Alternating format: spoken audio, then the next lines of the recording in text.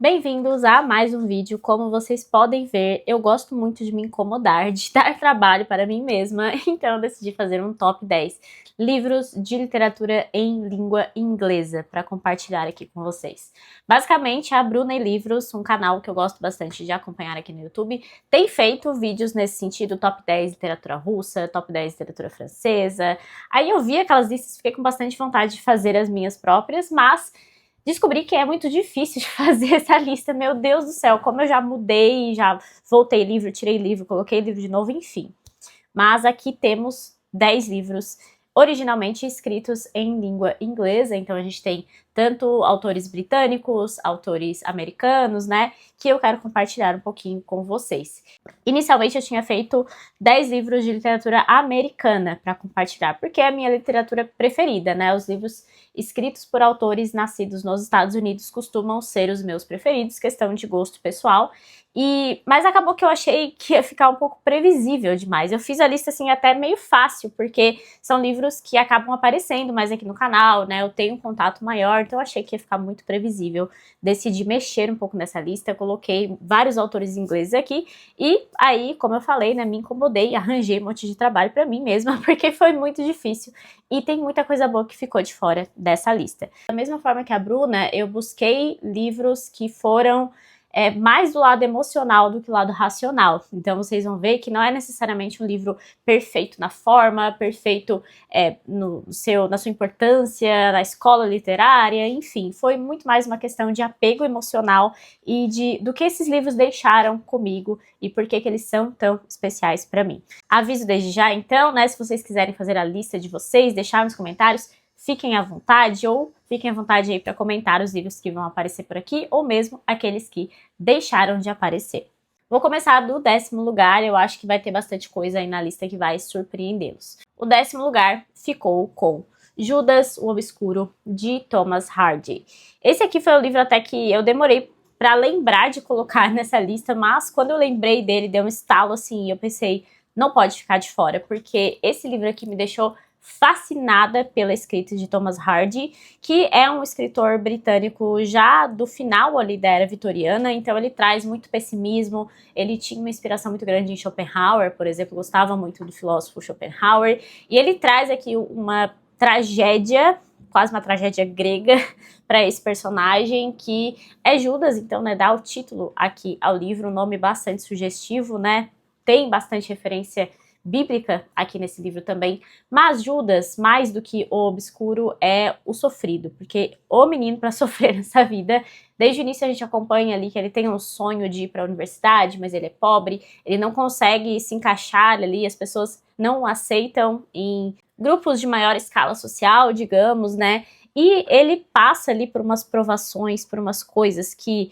são terríveis, mas ele também tem sua responsabilidade por aquilo que acontece com a própria vida. Então, ele trava relacionamentos péssimos com duas mulheres ali horrorosas. A Sue, que é da segunda parte aqui desse livro, nossa, só de lembrar já me dá um negócio no sangue, porque são personagens também com vários ideais aí bem prejudiciais e muitas vezes contrários até aos ideais deles, enfim. É um livro cheio de reviravoltas, eu fiz uma resenha completa para ele aqui no canal quando eu li. E foi um livro que me deixou muito fascinada também por conta das várias referências e várias coisas que a gente tem aqui dentro dele. Então é uma história, um enredo sensacional que se passa ali, né, na Inglaterra, ainda nessa era vitoriana, mas tem tanta referência filosófica, tem referência bíblica, tem muita reflexão aqui, e a escrita do Thomas Hardy é espetacular. Eu fiquei apaixonada na escrita do Hardy, então o 10º lugar vai ficar com Thomas Hardy e seu Judas Obscuro. Eu já li dele também Tess, dos D'Urbervilles, mas não me deixou tão apaixonada quanto Judas. Eu acho que Judas é, assim, a obra máxima dele, pelo que eu vi até agora, pelo que eu vi de comentários também. Uma curiosidade é que depois de publicar esse livro aqui, ele teve uma recepção bem ruim, assim, especialmente do lado religioso mesmo, porque ele tem um peso muito grande aqui nesse livro, e depois dele ele não escreve mais nenhum romance, só escreve poesia, para ter uma noção, assim, de como foi o impacto da recepção desse livro aqui. O 9º lugar vai ficar com uma leitura mais recente, que também tem resenha aqui no canal. Sempre que tiver resenha eu vou deixar também linkado para vocês acharem mais fácil. Mas eu acho que mereceu, assim, ficar nesse top 10 também, porque foi outro livro que, assim como Judas, me deixou fascinada pela escrita, pela autora, já queria procurar outras coisas, já queria ler mais, e me deixou muito instigada na leitura também. Isso é uma coisa que eu prezo muito nas minhas leituras. Quando o livro me deixa, assim, com vontade de largar tudo e ficar só lendo ele, eu acho que ele tem algo especial pra mim, né? Mais uma vez, no estilo bem sentimental e não racional.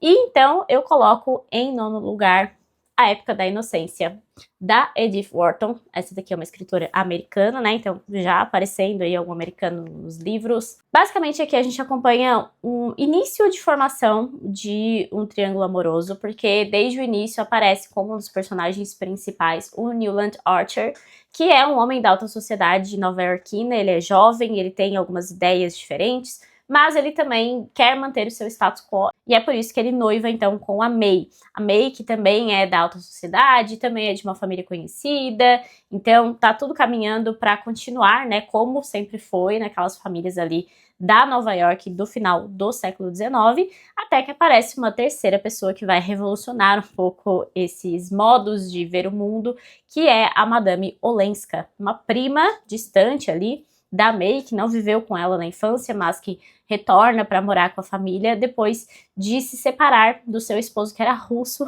Enfim, por isso que ela se torna a Madame Olenska, a Ellen. Então aqui a gente tem uma reviravolta trazida por essa personagem. É uma história que não é muito revolucionária, né? Vocês estão vendo aqui que tem um pouco de clichê nessa história. Mas eu sou uma defensora dos clichês bem feitos. Eu acho que é justamente aí que se encaixa esse livro aqui, com uma percepção muito grande de sociedade da escritora. A Wharton tem uma capacidade de ver as pessoas e ver as relações, e de uma forma muito apurada, de uma forma muito aguçada, que eu gostei demais, e eu quero muito ler outros livros dela. Inclusive já comprei o mais famoso, que é A Casa da Alegria, né? Se não me engano, o nome é assim.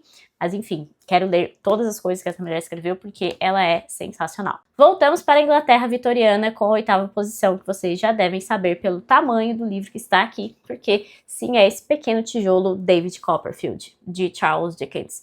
Eu acho que eu não poderia deixar Dickens de fora, porque afinal eu sempre defendo que ele é praticamente um romancista perfeito, na minha opinião, assim, no aspecto de construir cenário, criar personagens e fazer tudo de uma forma tão redondinha, trazer os finais de cada um, enfim, estabelecer de fato um bom romance. Eu acho que o Dickens tem essa capacidade de um jeito formidável, e aqui nós temos o filho preferido dele, né? David Copperfield é livro preferido de Lev Tolstói, é o filho preferido de Dickens, enfim, alguma coisa esse livro tem que ter, né? Mas de qualquer forma, é uma leitura incrível, uma leitura espetacular, que traz tanto pra gente pensar, né? Tem uma linguagem tão acessível, tem essa facilidade de você ler um grande clássico com 1000 páginas, mas ao mesmo tempo você aprende muito com ele e você nunca mais vai esquecer esses personagens. Tanto o David, como também Peggotty. Tem um personagem horroroso aqui que é o Uriah Heep, que também nunca mais vai sair da sua cabeça. Enfim, a Agnes, que é uma personagem incrível também. Só de folhear um pouquinho já dá vontade de reler e de revisitar esses personagens. Eu acho que Dickens merecia um lugar aqui, e esse foi o livro que se tornou quase que um favorito quando eu li. A sétima posição, eu acho que vai ser um livro que não aparece em nenhuma outra lista de top livros e livros preferidos, mas ele é um injustiçado, eu sempre vou defender, então trago aqui a minha defesa mais uma vez de O Apanhador no Campo de Centeio, do Salinger. Eu sei que esse é um livro odiado por muitas pessoas, e mesmo com a minha resenha ali, eu vi que várias pessoas mesmo assim criticaram muito, disseram que não tem como mudar a opinião em relação a esse livro, mas enfim, eu gosto demais desse livro aqui, e eu acho que ele traz uma sensibilidade, um personagem tão problemático, mas com tantos traumas, tantos problemas, tantas feridas, enfim. Eu acho que esse aqui é um livro que representa muito aquilo que eu gosto de ver na literatura americana, que é essa busca pelo sentido. Parece que os personagens estão sempre em busca de algo que eles não sabem explicar, e ver isso do ponto de vista de um adolescente com todos esses problemas foi muito interessante, foi muito sensível para mim. Eu achei esse um livro muito sensível, que trata sobre luto, que trata sobre abuso, enfim, tem tanta coisa pesada que o Salinger traz aqui do ponto de vista de um adolescente e com uma personagem que é uma criança, que traz uma leveza, enfim. É um livro que eu gosto demais, também tem resenha completa aqui para ele, e é um livro que eu sempre vou defender como muito mais do que uma simples reclamação de um adolescente chato. Quando eu fiz essa lista, eu pensei, bom, eu não posso falar em literatura em língua inglesa sem colocar Shakespeare. E aí eu fui pensar em qual era a minha peça preferida de Shakespeare. Eu gosto muito de Otelo, de Hamlet, de Macbeth, mas tem um específico que sempre me evoca muito leituras na infância, assim, de versões adaptadas, né? E toda vez que eu lembro dessa comédia em específico, me traz um certo conforto, assim. Que talvez seja algo que a gente não espere de uma peça de Shakespeare, que o pessoal tem tanto medo, né? Acha que é um bicho de 7 cabeças. Mas eu queria trazer aqui, para representar Shakespeare na minha lista, Sonhos de uma Noite de Verão, que eu tenho aqui nessa edição, que é o box da Nova Fronteira, né? Então tem aqui quais são as peças, e é nesse box que eu tenho Sonho de uma Noite de Verão. Como eu falei, eu lembro de ter lido numa adaptação e eu fiquei meio fascinada por todos aqueles personagens. É peça dentro da peça, né? Enfim, é uma série de camadas e tem um quê de magia, tem personagens assim, interessantes. É uma peça que eu com certeza preciso reler, faz tempo que eu li, inclusive, mesmo aqui nessa versão, né? Mas como eu falei, eu sinto um apego meio emocional mesmo em relação a essa peça de Shakespeare. Tomara que saia uma edição pra ela da Penguin, eu gosto muito das edições da Penguin pra Shakespeare, porque sempre trazem, né, mais texto de apoio, notas de rodapé, enfim, sempre é uma leitura mais completa. Mas eu gosto demais dessa peça e eu queria deixar aqui nesse top 10 também. Estamos chegando na parte mais difícil, que são os 5 primeiros. Foi difícil estabelecer aqui uma ordem. Provavelmente, se vocês me perguntarem, esse mesmo top 10 semana que vem vai mudar totalmente. Mas enfim, o 5º lugar ficou com o livro que eu estou relendo no momento, finalizando minha releitura, que só deixou esse livro mais estabelecido como um dos meus preferidos mesmo da literatura americana, que é E o Vento Levou, de Margaret Mitchell. Eu já falei muito sobre esse livro aqui, né? Acabei de falar sobre ele no último vídeo, que foi de leituras que eu estou lendo, finalizando, né? E próximos projetos. Mas, de qualquer forma, esse livro retomou um interesse muito grande que eu tinha por esse período histórico, por esse país e pela forma como esse país se estruturou e como ele tem impactos tão grandes, influências tão grandes no mundo inteiro e também no Brasil. Então isso sempre me deixou meio fascinada e O Vento Levou mostra uma face muito mais cruel da formação dos Estados Unidos, uma face muito mais difícil de entender também, muito mais sensível e que tem aí seus problemas, tem seus crimes, tudo isso num novelão com personagens marcantes, personagens detestáveis, mas que você se pega pensando em tudo que eles sofreram, em todas as suas marcas. É um livro muito profundo, muito bem estabelecido assim pela escritora. Eu acho que ela escreveu assim de uma forma sensacional, porque você se sente lá dentro. E são 1000 páginas que parecem passar voando. Eu sempre fico fascinada com esses livros, assim, com esses calhamaços que dá vontade de largar o mundo e simplesmente ler. Então, acho que também por isso E o Vento Levou fica nesse top livros que eu tenho aqui na minha lista. E eu sei que muita gente vai torcer o nariz pra essa colocação, especialmente coloquei em cima de Shakespeare. Meu Deus do céu, que absurdo. Mas, como eu falei, é uma lista muito mais emocional. E quando eu li esse livro em 2021...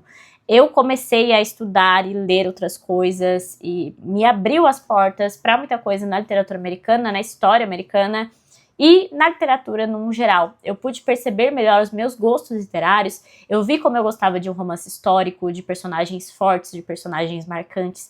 Então isso tem um impacto muito grande na minha vida enquanto leitora, da minha formação enquanto leitora. Por isso esse livro merece sim essa posição. Não estou dizendo, obviamente, né, que Margaret Mitchell é melhor que Shakespeare, não é esse o objetivo da lista, e sim trazer aqui o que me formou, né, e o que me impactou mesmo enquanto leitora. Por isso que E o Vento Levou, sim, fica com a 5ª colocação. Agora para a 4ª colocação, você pode pegar aí o seu chá das 5, porque voltamos para a Inglaterra com ela, é claro, a rainha do romance, Jane Austen e seu Orgulho e Preconceito. Eu já li, já reli, acho que eu já li e reli 2 vezes esse livro, enfim, várias leituras e com certeza eu vou continuar relendo pelo resto da minha vida, porque esse é um livro sensível, que traz temas tão atuais, numa história tão antiga. É um livro com personagens também marcantes, como eu falei, né, algo que eu percebi muito no meu gosto literário. E a Elizabeth Bennet é uma personagem que eu sempre me identifico muito, essa ideia de, às vezes, fazer as coisas sem pensar e ter pré-julgamentos equivocados e a vida ter que te ensinar que as coisas não são bem assim. A Elizabeth é uma personagem maravilhosa e que eu tenho tanto esse apego emocional mesmo. Eu sei que ela tem suas falhas e seus defeitos, e são muitos, mas eu acho ela uma personagem muito identificável, sabe? No sentido de que nós, leitoras do século XXI, conseguimos ler ainda Jane Austen, ler Orgulho e Preconceito e nos sentir representadas muitas vezes por essas personagens que estão aqui.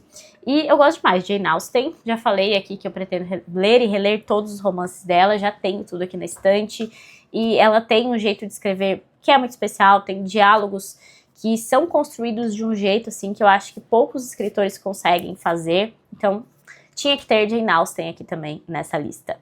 Agora chegamos no top 3, e esse top 3 ficou um pouco variado, mas são 3 livros que me representam muito enquanto leitora. Aquilo que eu amo na literatura, aquilo que eu gosto de aprender pela literatura. São 3 livros profundos, com filosofia, com referências, enfim. Vamos ao top 3 então, e o terceiro lugar. Acho que vai surpreender, assim, por ser um livro tão curto, um livro tão novo, tão, talvez, nem colocado ainda como um clássico da literatura, mas que, novamente, foi um livro que me abriu as portas da literatura, foi um dos primeiros clássicos que eu li numa noite, numa sentada, né, assim, foi numa noite que chegou 10 horas da noite, eu terminei o livro, eu precisei sair, falar com as pessoas sobre ele, e, enfim, com essa vontade imensa de panfletar esse livro, fazer todo mundo ler esse livro, e eu estou falando de Senhor das Moscas, de William Golding, século XX aqui aparecendo nessa lista, nesse top 3. E Senhor das Moscas é um livro que reflete muito daquilo que eu penso sobre a sociedade, sobre o fato de que nós precisamos de uma mínima ordem, precisamos de raízes, e se a gente perde isso, nós não viveremos uma belíssima utopia do homem selvagem vivendo em paz com a natureza. Nós provavelmente vamos buscar a autoaniquilação. Tem muita camada filosófica nesse livro que eu gosto demais da forma com que o autor explora. Ele também traz uma coisa muito negativa, muito pessimista. Eu acho que tem alguns livros aqui, né, que trazem esse tom pessimista, mas todos esses livros também têm uma ideia de esperança no fundo, e é uma esperança que reflete aquilo que eu penso mesmo, sobre o que eu sinto sobre a sociedade, a minha visão de mundo, no sentido de que a esperança está na nossa atuação, e numa atuação que é muito mais de conservar aquilo que nós construímos com os milênios, a nossa cultura, e estabelecer um mundo melhor a partir daquilo que nós temos em mãos, e não tentar destruir tudo, recomeçar com um novo homem, enfim, por isso que Senhor das Moscas é o meu top 3 aqui, terceiro colocado nessa lista. Já o segundo colocado, acho que vem aí para uma linha um pouco mais tradicional da literatura, acho que esse é um pouco mais esperado, mas foi uma leitura também que me marcou muito pela sua dificuldade e pelo fato de eu ter vencido essa leitura, num bom sentido, não que tenha sido uma batalha ruim para mim, não que eu tenha sangrado durante essa leitura, mas foi um desafio que eu venci, um desafio público, um desafio que tá aqui no canal. Então, a minha segunda posição é para John Milton e seu Paraíso Perdido, porque aqui nós temos um poema épico, né? Então, tem um gênero épico aqui nessa lista também, mas é um poema tão bonito, tem trechos assim tão bonitos, e tanto no original, a dificuldade de trazer uma tradução que reflita, assim, que demonstre a beleza desse poema é muito difícil. Então, as duas edições que nós temos, as duas traduções que nós temos para o português, né, são traduções que vão falhar necessariamente, não tem como fugir, porque esse é um livro muito único. Dá muita vontade, assim, de ter um inglês ultra avançado só para conseguir ler esse livro na íntegra e no original, porque ele é simplesmente espetacular. Basicamente aqui a gente tem uma releitura, digamos, de Gênesis, né, com a queda de Satã e a queda posterior do homem. E é um livro todo estruturado de uma forma tão perfeita, assim, porque a gente acompanha até a metade, mais ou menos, essa queda de Satã e como ele tenta voltar para o mundo, como ele tenta, de fato, tentar, né, no sentido de tentação. O homem, a mulher, Eva, né, tem todas as figuras aqui.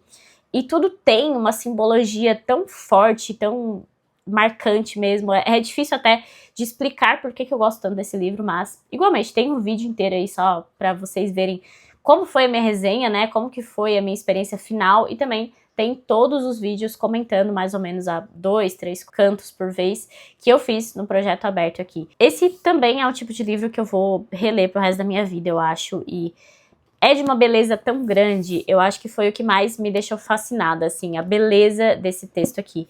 Porque muitas pessoas têm vários critérios aí para definir, né, quais são os seus livros preferidos, ou o tipo de literatura que prefere, seja, sei lá, o enredo ou a forma. Tem muita gente que valoriza mais a forma do que o enredo propriamente dito, do que o conteúdo.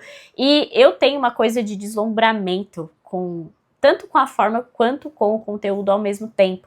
Eu acho que é por isso que Paraíso Perdido fica aqui nesse top 3 e no segundo lugar, porque ele tem a forma do épico, que é uma forma tão difícil, um poema, né, e é algo que demanda mais da gente, demanda mais também do escritor, acredito eu, ao mesmo tempo que tem esse enredo incrível, esses personagens fortes, personagens que ficam presentes em nós. E claro que a gente não pode esquecer que isso é uma ficção, né, uma releitura, não tem necessariamente um fundo bíblico aqui. Tem referências bíblicas o tempo inteiro, tem o fundo bíblico no sentido de que é uma espécie de releitura, mas você não pode entender isso aqui como um suprimento de lacuna da Bíblia ou qualquer coisa do tipo, enfim.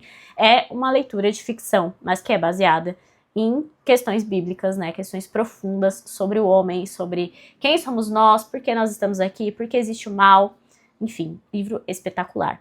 E aí, o primeiro lugar é óbvio que não poderia ser de outro, né, não tem o que dizer aqui, porque esse foi o livro que me tornou uma leitora de clássicos e que me deslumbrou no mundo dos clássicos, que mostrou pra mim que estar aqui falando sobre livros é o que eu mais gosto de fazer, que me mostrou que livros nos ensinam tanto sobre tantas coisas, podem nos ensinar sobre a anatomia de uma baleia, sobre quem somos, sobre por que estamos aqui mais uma vez, né? Sobre as grandes questões que todo ser humano tem dentro de si. E assim como essas questões estão presentes em todo mundo, também está presente em Todo Mundo Chamado do Mar. E é óbvio que o primeiro lugar seria então de Moby Dick, de Herman Melville, que pra mim é um livro... não tem, eu acho que nenhum vai conseguir atingir esse lugar, porque não é uma questão de, eu acho que esse aqui é um livro perfeito para todo mundo, que todo mundo tem que amar esse livro, porque ele tem X aspectos objetivos de perfeição. É simplesmente porque ele foi um dos livros que mais me impactaram na minha história de vida. E eu acho que vai ser difícil bater essa primeira posição de Moby Dick. Bom, basicamente, então, esse é o meu top 10 livros em língua inglesa. Pois é, não apareceu nenhuma Irmã Brontë aqui. Eu sei que você já tá pronto aí pra digitar, meu Deus, não tem Irmã Brontë, meu Deus, não tem Hemingway, meu Deus, não tem Fitzgerald, enfim, tantos escritores maravilhosos que deixaram de aparecer aqui nessa lista e quase apareceram, e talvez apareçam aí se eu fizer uma nova lista daqui uma semana, mas enfim, eu pensei mais nesse aspecto sentimental, nesse aspecto de livros que eu levo dentro de mim e que me impactaram tão fortemente, e esses 10 sem dúvida são livros nesse sentido. É isso, espero que tenham gostado da minha lista, que não queiram me matar por deixar algum livro de fora, mas fiquem à vontade aí para deixar nos comentários mais sugestões e as listas de vocês, enfim. Deixem a sua curtida também, sua inscrição, tudo isso importa bastante para que meu canal cresça, para que eu consiga atingir mais pessoas e falar sobre literatura. E espero vocês, então, nos próximos vídeos.